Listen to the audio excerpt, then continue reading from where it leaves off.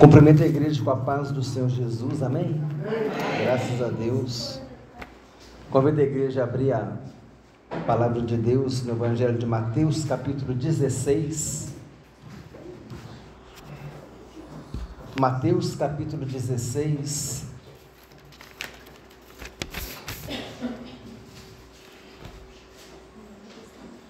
Vai ser uma breve palavra, mas com certeza vai edificar nossas vidas, amém? Amém. Mateus capítulo 16, versículo 13, a confissão de Pedro. Indo Jesus para os lados de Cesareia de Filipe, perguntou a seus discípulos: quem diz o povo ser o Filho do Homem? E eles responderam: uns dizem João Batista, outros Elias e outros Jeremias ou algum dos profetas. Mas vós, continuou ele, quem dizeis que eu sou? Respondendo Simão Pedro disse: tu és o Cristo, o Filho do Deus vivo. Então Jesus lhe afirmou: bem-aventurado és, Simão Barjonas, porque não foi carne e sangue que te revelaram, mas meu Pai que está nos céus. Também eu te digo que tu és Pedro, e sobre esta pedra edificarei a minha igreja, e as portas do inferno não prevalecerão contra ela. Dar-te-ei as chaves do reino dos céus. O que ligares na terra terá sido ligado nos céus, e o que desligares na terra terá sido desligado nos céus. Então advertiu os discípulos de que a ninguém dissessem ser ele o Cristo. Amém, irmãos? Amém. Graças a Deus. Os irmãos podem sentar. O versículo 13 disse: indo Jesus para os lados de Cesareia de Filipe. Cesareia de Filipe era uma cidade que não era judia, era no norte da Galileia, era um território que não era um território dos judeus. Jesus, ele sempre procurava ficar assim, a sós com seus discípulos. Ele sempre tinha esse cuidado, até mesmo para poder explicar a palavra, né, e tudo. A gente vê que quando Jesus estava a sós com seus discípulos, ele explicava os significados das parábolas, ele falava a respeito da vinda dele. E aqui não foi diferente. Aqui Jesus, ele novamente procura ter um tempo a sós com os seus discípulos. Isso é interessante para nós, porque é importante que a gente também procure ter um tempo a sós com o Senhor Jesus, amém? Amém. É necessário que nós tenhamos esse tempo reservado diariamente para a gente ficar na presença de Deus, ouvindo um louvor, lendo a Bíblia, orando, nesse momento de intimidade, de conhecimento, que nós vamos avançando no conhecer e prosseguir em conhecer o Senhor. Jesus, ele também subia ao monte muitas vezes para orar sozinho, quer dizer, ele também procurava estar sozinho com Deus, né? Essa vida de relacionamento, ele nos ensina isso. Mas aqui ele agora, como mestre, tinha o objetivo de estar com seus discípulos para ensiná-los e para prepará-los para a missão que eles teriam de pregar o Evangelho. E Jesus, ele faz uma pergunta: quem diz o povo ser o Filho do Homem? Ou seja, o que o povo diz aí fora a respeito de mim? Quem que eles estão falando que eu sou? Aí eles responderam: olha, uns dizem que o Senhor é João Batista, que João Batista ressuscitou dos mortos. Outros dizem que o Senhor é Elias, porque Elias virá. E outros dizem que tu és Jeremias, ou então alguns dos profetas. E é interessante, irmãos, que aqui nós vemos, e hoje não é diferente.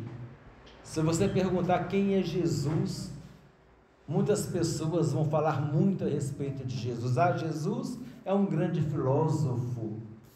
Ah, Jesus é o nosso mestre maior. Jesus é o nosso único mestre. Eu não tenho mestre maior, não. Eu tenho o único mestre, e ele é Jesus Cristo. Ah, Jesus foi um homem iluminado, foi um homem de bem, um homem que fez o bem na terra, um homem que fazia coisas boas, né? Um grande filósofo.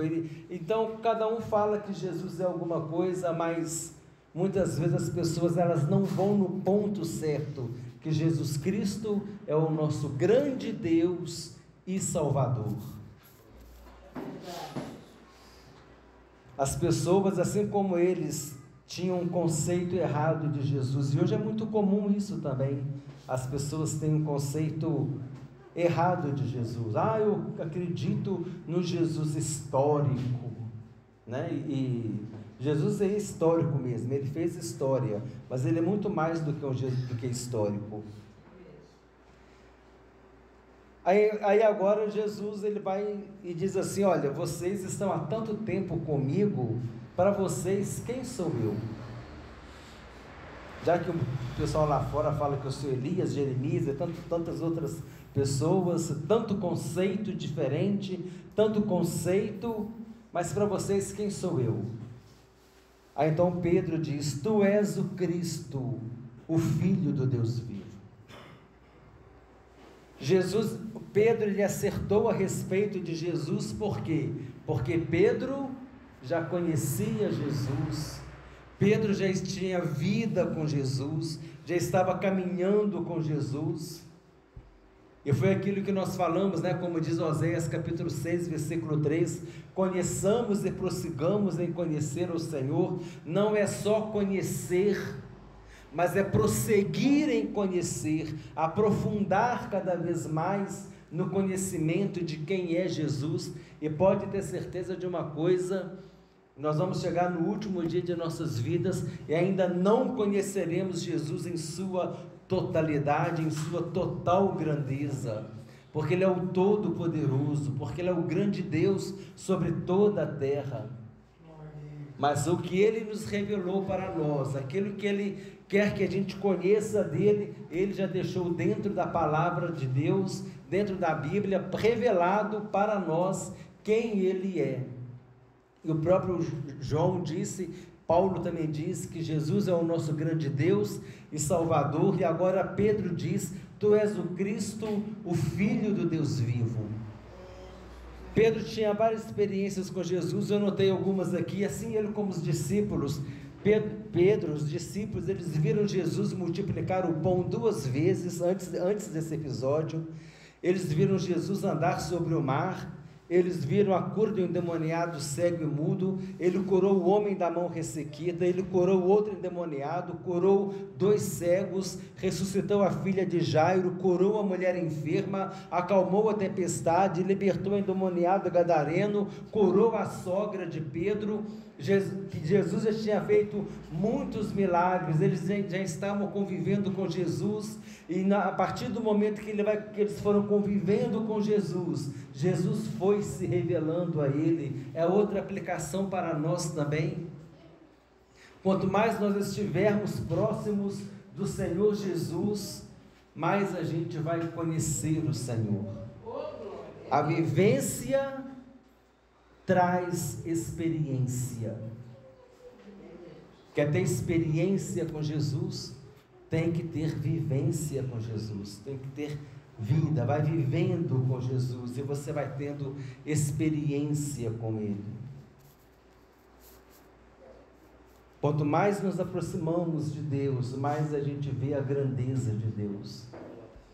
Foi aquela ilustração que eu disse aqui, e é pertinente dizer novamente. Aquele menino que estava no alto do morro, viu o avião, falou: olha pai, o avião parece brinquedo. Aí o pai pegou o menino, levou o menino lá no aeroporto. Quando o menino viu o avião, era grandão, ele ficou: nossa, como é grande o avião, de longe parece pequeno, mas de perto ele é grande. Quanto mais nós nos aproximamos de Deus, mais nós vemos a grandeza de Deus. Quer ver a grandeza de Deus? Se aproxima de Deus. Achegai-vos para mim, e eu me achegarei para vós outros, diz o Senhor dos Exércitos. Clama-me e responder-te-ei, anunciar-te-ei coisas grandes e ocultas que não sabes. Mas nós precisamos ir, desejar conhecer mais a Jesus. Então Pedro conhecia Jesus, sabia falar de Jesus porque tinha intimidade com Ele, tinha uma vida com Ele. E agora, olha só uma coisa muito interessante. Então Jesus afirmou: bem-aventurado és, Simão Bar-Jonas, porque não foi carne e sangue que te revelaram, mas meu Pai que está nos céus. Isso significa que é o agir de Deus na nossa vida é que vai fazendo com que a gente o conheça cada vez mais. Deus envia o Espírito Santo em nossas vidas. Deus vai trabalhando hoje por meio do Espírito Santo. Jesus disse que enviaria o Espírito Santo e Ele ficaria para sempre conosco. E o Espírito Santo, Ele não vai só convencendo, mas Ele vai também convertendo as pessoas ao Senhor Jesus. Ele vai dando o entendimento. Por meio do Espírito Santo, nós vamos conhecendo Jesus. O Espírito Santo veio para abrir o entendimento, para que a gente conheça o Senhor, para que a gente conheça Jesus por meio das Escrituras. Como diz aqui, nós vemos o texto aqui de Atos dos Apóstolos, quando aquele homem chamado Apolo, ele convencia por meio das Escrituras que Jesus era o Cristo. Ele convencia os judeus por meio das Escrituras que Jesus era o Cristo. Aqui nós vemos os apóstolos vivendo com Jesus, tendo uma experiência com Jesus, crescendo na presença de Jesus. Mas depois que Jesus ele voltou aos céus, ele enviou o Espírito Santo, as Escrituras foram escritas. Jesus disse em João 5,39: examinais as Escrituras, porque julgais ter nelas a vida eterna, e são elas mesmas que testificam de mim. E Apolo, lá em Atos capítulo 18, versículo 24 a 28, ele convencia publicamente os judeus que Jesus era o Cristo, porque Apolo conhecia Jesus por meio das Escrituras.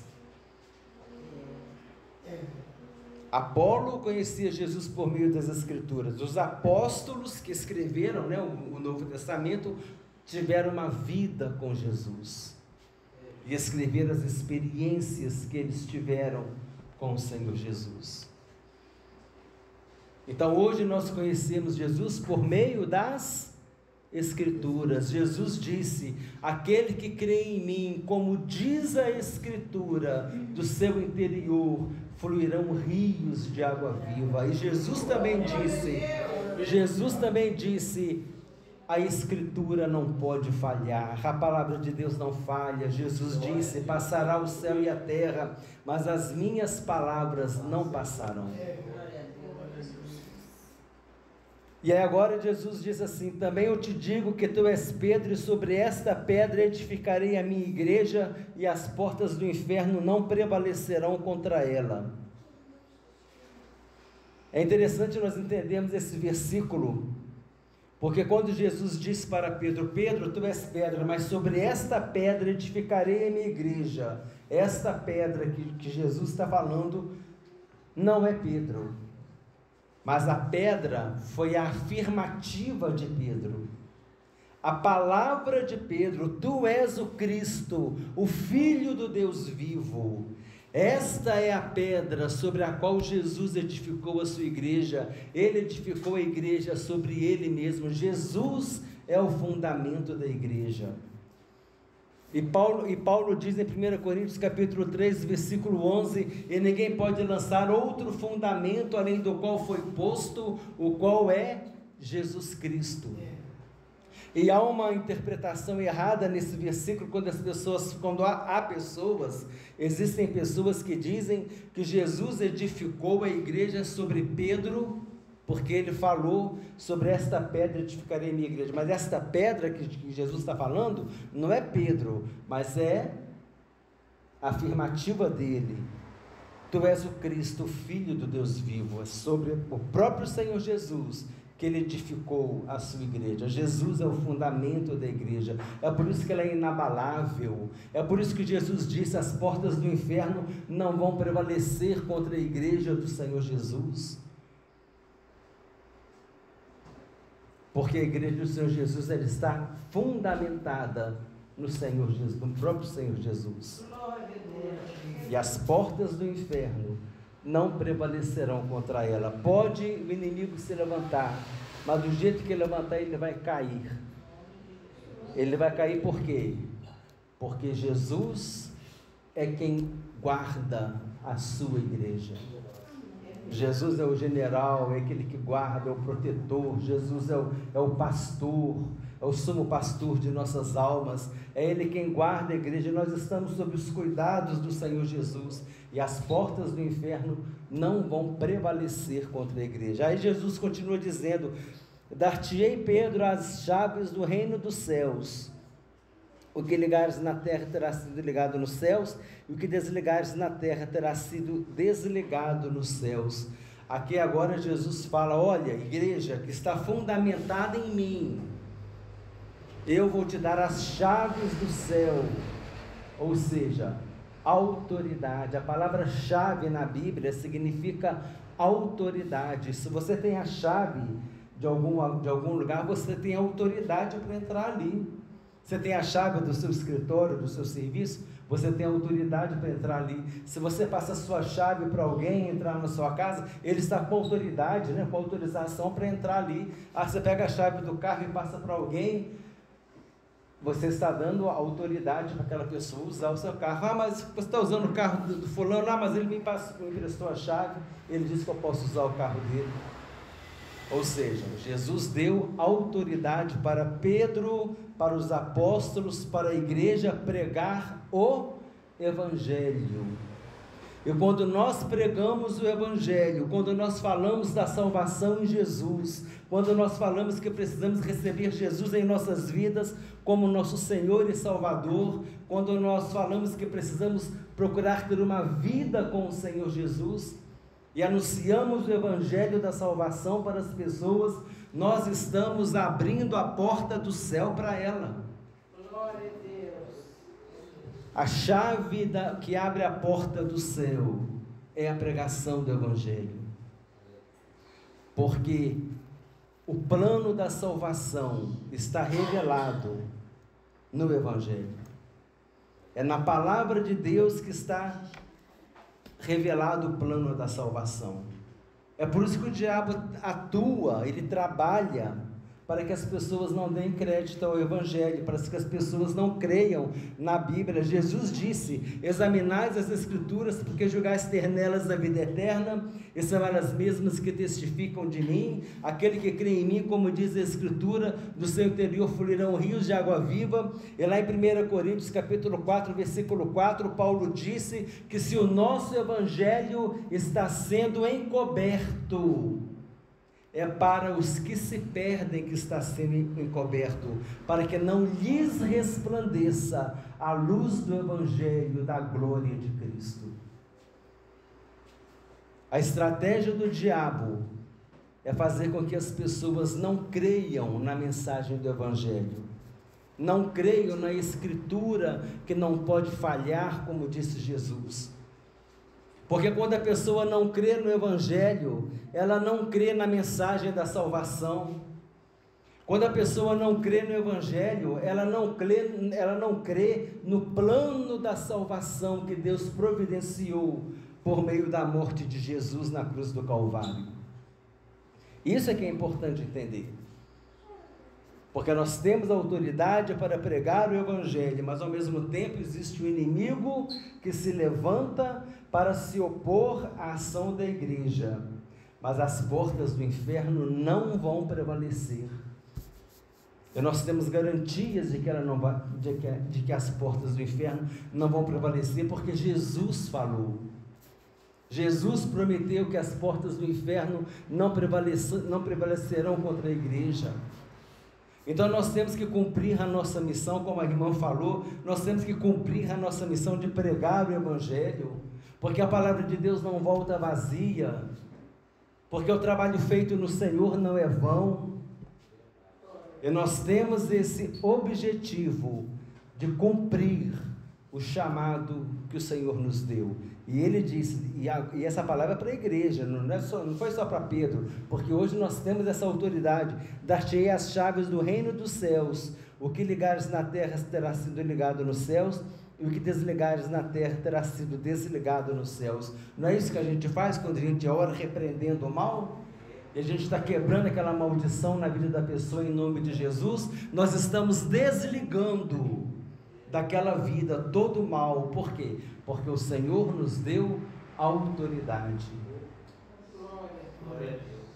E ele disse ainda: então adverti os discípulos de que a ninguém dissessem ser ele o Cristo. Por que Jesus falou isso?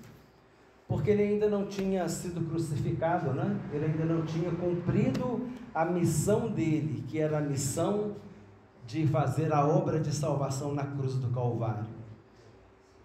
Mas depois que ele ressuscitou, o que ele disse? Ide por todo o mundo e pregai o Evangelho a toda criatura. E essa é uma palavra para nós também. Hoje a igreja tem essa missão, a missão de pregar o Evangelho, a missão de anunciar a salvação em Jesus Cristo. A igreja pode sentar, irmãozinho, levantar em nome de Jesus? Então, eu só gostaria que a gente fizesse essa reflexão a respeito dessa mensagem, para que nós possamos procurar ter tempo para ficar a sós com o Senhor, para que a gente possa conhecer mais Jesus, para que a gente possa falar quem é Jesus, testemunhar quem é Jesus, entender que o fundamento da igreja, a pedra sobre a qual a igreja foi fundamentada, tu és o Cristo, o Filho de Deus vivo. Esta foi a pedra que Jesus fundamentou a igreja, ou seja, sobre ele mesmo. E que nós temos a autoridade para levar a palavra de Deus, amém? Nós temos a autoridade para levar a palavra de Deus, para anunciar a salvação, para que vidas sejam salvas. E a porta do inferno não vai prevalecer, ainda que o inimigo se levante, ele não vai prevalecer, porque a palavra de vitória já foi decretada. Nós já temos a palavra de vitória: a porta do inferno não vai prevalecer contra a minha igreja. Então vamos, irmãos, vamos fazer a obra de Deus, amém? Vamos nos dedicar a cumprir o nosso chamado, a cumprir a missão, a grande comissão, a missão que Deus nos deu, que foi de levar o Evangelho a toda criatura. E quem crer e for batizado será salvo, mas quem não crer será condenado. Amém, irmãos? Amém. Vamos orar em nome de Jesus. Deus, nós te louvamos, ó Pai, porque hoje nós entendemos, Senhor, que o Senhor é o nosso firme fundamento, que a nossa fé está firmada em Jesus Cristo, que é o nosso firme fundamento, aquele que nos sustenta, aquele que nos ampara, aquele que nos fortalece, que nos guia, que nos capacita para levar a sua palavra, Senhor. E por isso, Senhor, nós estamos aqui agora diante de Ti, é por isso que nós estamos aqui reunidos em nome de Jesus, e Ele está presente, porque Ele disse: onde 2 ou mais estivessem reunidos em meu nome, eu estaria no meio deles. O Senhor Jesus está presente hoje, está presente agora em nossas vidas, em nossos corações. Nós te louvamos, Senhor, por Tua palavra, que nos ensina, Senhor, que nos faz entender a autoridade que o Senhor concedeu para a igreja, de levar a Tua palavra a toda criatura, sabendo que as portas do inferno não vão prevalecer contra a tua igreja que está fundamentada em ti, Senhor. E nós estamos aqui, Senhor, colocando as nossas vidas diante de ti, a teu serviço, reconhecendo que tu és o Cristo, o Filho do Deus vivo, o nosso grande Deus e Salvador, aquele que nos sustenta, aquele que nos protege, aquele que nos resgatou das trevas para a sua maravilhosa luz, aquele que tem autoridade para dizer para as minhas ovelhas: eu dou a vida eterna. Obrigado porque o Senhor nos fez ovelhas do teu rebanho, Senhor. E obrigado porque o Senhor é o nosso sumo pastor, o pastor de nossas almas, que nos conduz ao paraíso, que nos conduz à salvação, que nos conduz à vida eterna. Nós te louvamos por tudo o que o Senhor tem feito por nós, ó Pai. Nós te louvamos pelo teu amor, pela tua misericórdia, nós te louvamos pelo teu cuidado, nós te louvamos porque se nós estamos aqui, é tão somente por causa da tua misericórdia. Nós te louvamos, Senhor, porque o Senhor nos amou primeiro. Nós te louvamos, Senhor, porque nós não te procurávamos, mas o Senhor se deixou achar. Nós não te conhecíamos, mas o Senhor se revelou a nós. Tudo isso por amor, ó Pai. Por isso reconhecemos que tu és o nosso grande Deus, que tu és o Senhor de nossas vidas, e nós te louvamos, nós te glorificamos, nós te engrandecemos e te agradecemos por tudo que o Senhor tem feito por nós, em nome de Jesus, amém. Glória a Deus, amém, irmãos, graças a Deus.